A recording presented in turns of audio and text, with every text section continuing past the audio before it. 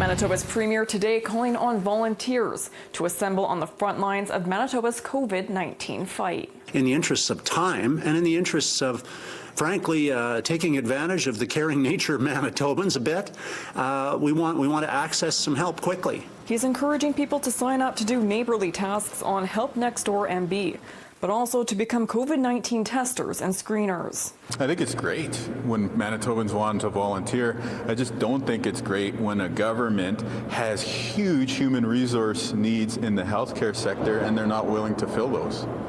Canoe asking the province to step up its financial commitment to the fight, something the federal government says it's helping with. Today, Justin Trudeau said they've sent 90,000 rapid tests to Manitoba and supports for contact tracing, protective equipment, and isolation housing.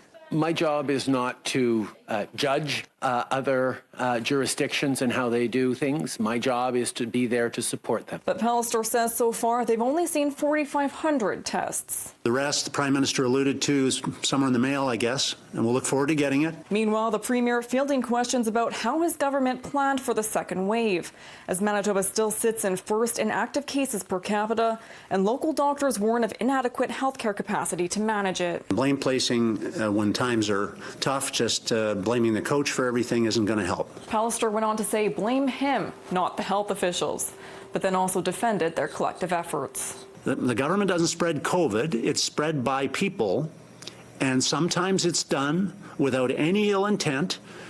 Honest people transfer COVID. They don't mean any harm by it. They may be asymptomatic. I don't want to stigmatize people who have got COVID here. That's not what I'm wanting to do.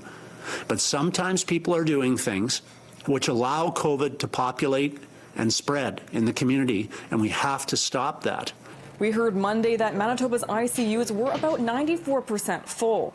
Pallister today didn't commit to a specific number of extra ICU beds, but said to expect more on that later this week. In Winnipeg, Stephanie Lasuk, City News.